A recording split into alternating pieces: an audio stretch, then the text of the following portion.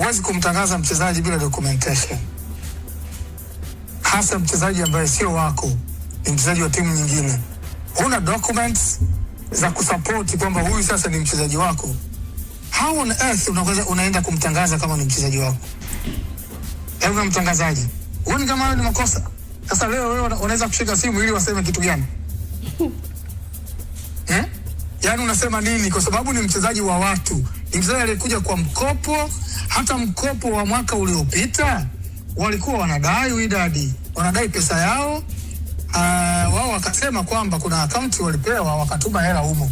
Nafikiri kama dola 30, kati ya 30 na 50. Sawa? 30. Lakini ile pesa haikufika kwa wale watu. Wydad walisema. Yes, Wydad wakatuma kwamba bwana, mbona mtumi pesa? Wakasema tumetuma kwenye akaunti hii. Sasa wakasema hiyo akaunti sisi sio akaunti yetu tena. Sasa kwa sababu nyie ndio mlituma benki, zungumzeni na benki wawarudishie, alafu mtupe sisi kwenye akaunti hii. Hicho kitu hakikufanyika. Sawa? Wakaja baadaye wakaona mchezaji wanataka kumsajili sasa msimu huu. Wakawapa siku 7 kuwa wamelipa pesa ya msimu huu ya usajili ni dola 50,000. Kwa hiyo kiplus na ile 30 wanaodai inafika 80 hivi. Sawa? Wakapewa siku 7. Siku ya 6 wakajibu kwamba bwana, tutaweka hiyo pesa. Wakafanya hizo communication, lakini pesa haikuwekwa bado. Walivyomtangaza wale wakaja juu, tunakumbuka walitoa andiko kabisa na wakasema wanafikiria kuchukua hatua za kushitaki kwamba bwana, mnamtangazaje mchezaji wetu na hakuna popote tulipokubaliana. Mchezaji akapewa onyo kwamba ndani ya siku 40 asipokuwa amefika kambini watamshtaki wale. Simba ndio mkatia tiketi ya kwenda kule ili akamalizana na jamaa warudi. Wale walipofika kule tayari wazee wa Jangwani walikuwa wana ofa, wameweka 120. Ofa yao ya mwanzo ilikuwa 120. Kwa hiyo akaambiwa bwana, kama mnamtaka tena huyu, kuna timu nyingine inamtaka, kuna 120 wameweka.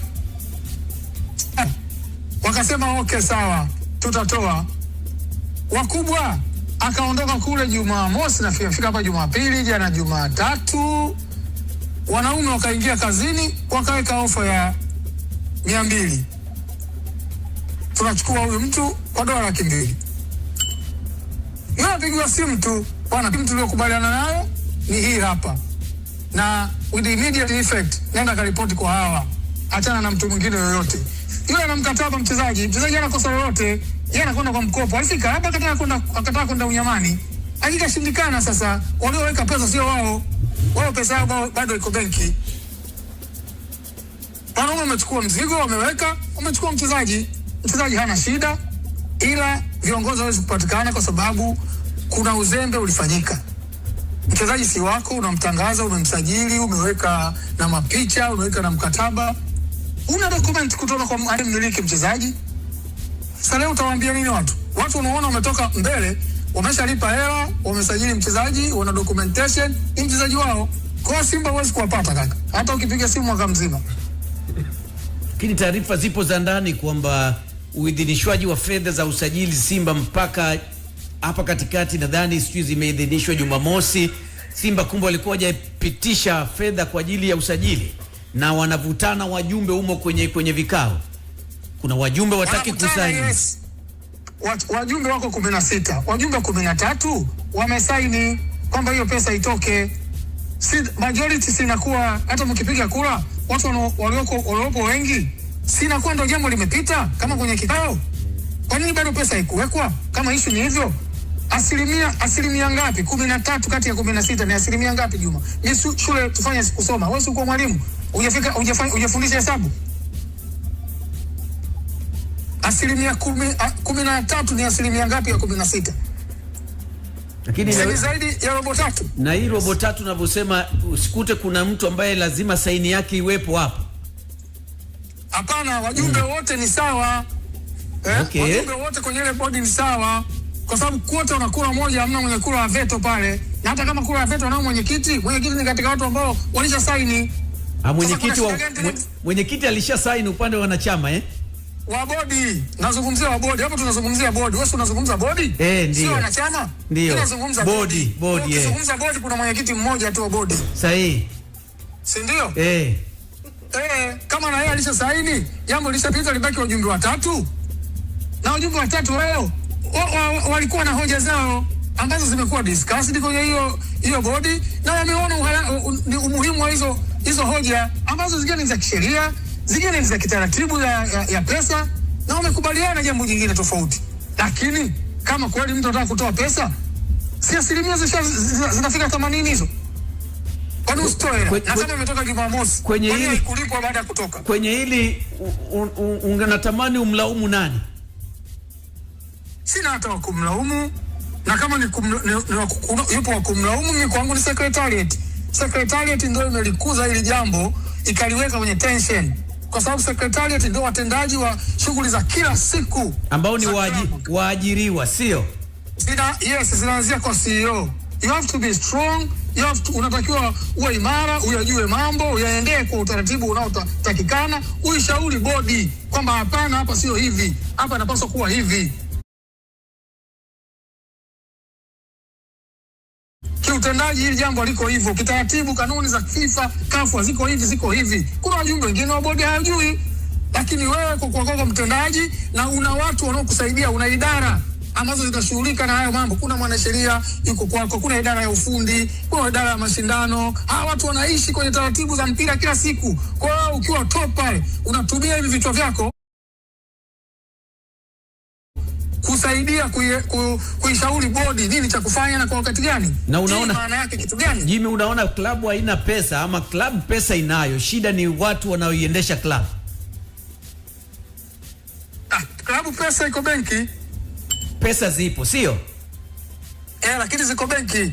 Kwa hiyo shida ni viongozi. Hapo shida utaratibu wa kufuatwa, na watu walikuwa wana ignore mambo, na habari zinasema ndani huko kulikuwa ushindani. Wengine wanasema mwache bwana, kwanza mwache aende, sio kama wataki sisi tutawashtaki wao, maana sio nini. Masogo yakatokea ushindani. Unajua kuna mtu mmoja alikuwa anamsikiliza jana kwenye kipindi fulani kwenye huku kwenye mitandao ya kijamii. Alikuwa anatoa hoja nzuri sana. Mimi na yule bwana huwa tunashindana kwenye mambo mengi, lakini kwenye hoja alizokuwa anatoa, moja wapo ya hoja ni kwamba kuna watu wanaamini wao wanajua sana kwenye mpira kuliko kawaida, na kuna watu wanaona kwamba kwao wao kwenye mpira miaka 30, 25, wanahisi wao hakuna kitu ambacho kinaweza kikawashinda. Wanawadharau wenzao kwa sababu wana miaka 10, 5 kwenye mpira, lakini siku zote wamekuwa wakiwa prove wrong. Okay.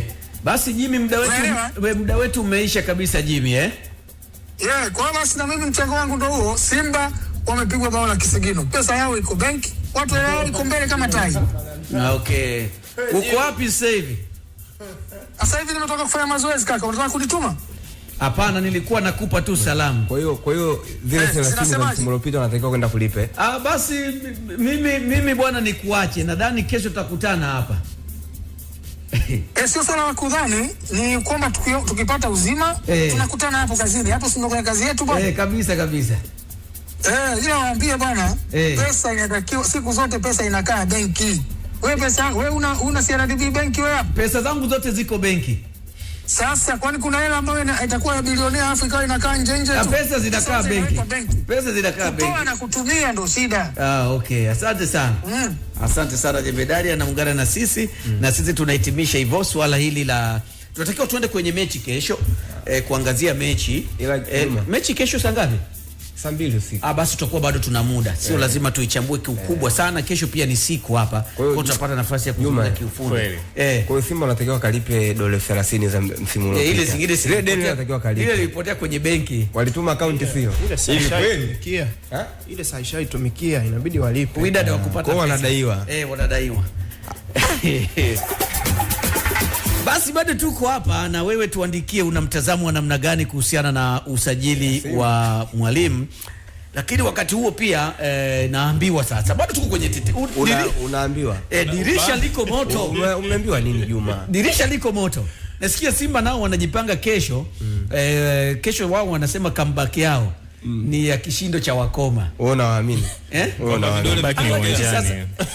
Kama baki ni uwanjani. Wewe unawaamini? Kwamba wakoma wanapata vidole kesho. Yaani ngoja, yaani kwamba uwanjani ugonjwa ule unakuta vidole au koma. Juma. Hiyo comeback uliwaambia ni kwamba wanaenda kushinda mechi au kuna mchezaji anatambulisha? Wanatambulisha. Wewe unawaamini Simba? Lakini kwa hiyo nisiseme sasa tetesi. Ndio nauliza. Imani ni jambo tu la kawaida, kwa sense tu ya kawaida.